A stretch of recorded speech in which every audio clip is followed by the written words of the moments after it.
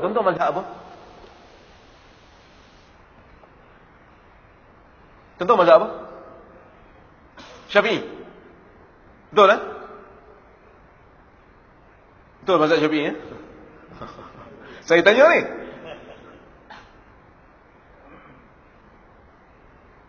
Kita beli barang kita sebut tak saya beli saya jual? Ha? Kita beli barang kat Tesco. Kita beli barang kat Michelin. Sebut saya beli saya jual. Kita pergi Dobi layan diri kan. Letak masuk duit dalam tu, dalam mesin token tu, keluar token, masuk dalam tu. Ada sebut saya beli saya jual ada? Tak ada kan? Itu bukan mazhab Syafi'i tu. Mazhab Syafi'i tak sah tu. Imam Syafi'i sebut tak sah. Tapi kita ikut Hanbali sah. Kita bayar duit zakat. Zakat tak bayar pakai duit. Mazhab Syafi'i tak boleh bayar pakai duit. Bela lembu kena bayar lembu. Bawa lembu pergi jual zakat. Kita ikut Hanafi. Kita pergi bank nak beli motor. Kita ikut mazhab Maliki. Kita buat financing, Islamic financing. Kita ikut mazhab Maliki. Untuk kata janji itu wajib untuk ditunaikan, kalau tak boleh ambil tindakan mahkamah, kita ikut Maliki. Kita tempah barang, tempah seluar, tempah baju Melayu untuk raya. Ada tak kita bayar deposit je dulu? Kita tak bayar penuh. Kita pergi kedai jahit, kita bayar deposit je.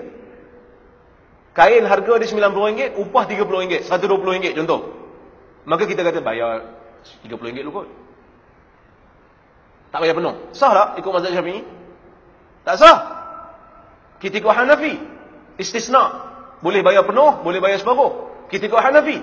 Makna kalau tak ikut satu mazhab, jadi Wahabi. Semua kita Wahabi.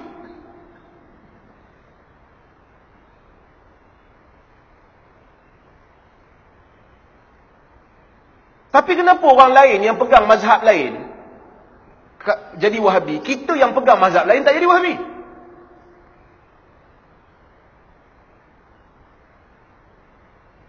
Ada orang kata, kita menentang Wahabi bukan kerana dia sebab fiqh ni, bukan sebab tak kunut ni. Sebab dia orang kata Allah tu sama macam makhluk. Siapa kata?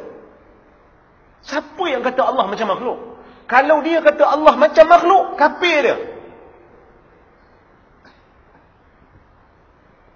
Wahabi tak pernah cakap, orang yang dituduh Wahabi tak pernah cakap Allah macam makhluk.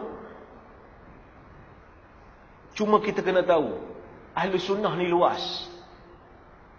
Ahli Sunnah ni ada aliran-aliran yang tertentu. Ada aliran yang pegang macam mana yang Tuhan sebut dalam Quran, macam mana yang Nabi sebut dalam hadis. Dia orang tak takwil, dia orang serahkan maknanya kepada Allah, tapi dia orang isbatkan makna tu. Dia orang kata Allah macam tu, macam mana yang Allah sebut dalam Quran, macam itulah kami sebut. Tapi Allah tak sama dengan makhluk. Adakah dia kafir?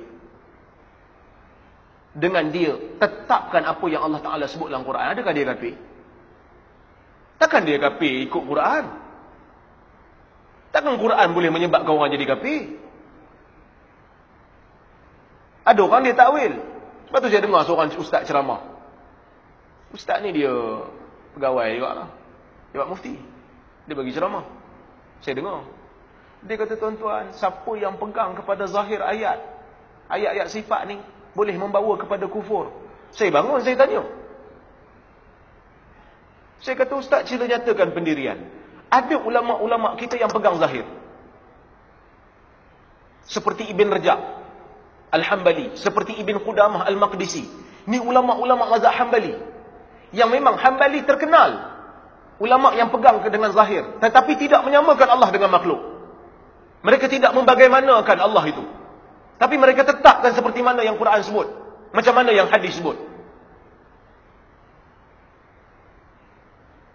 Maka adakah dia kafir?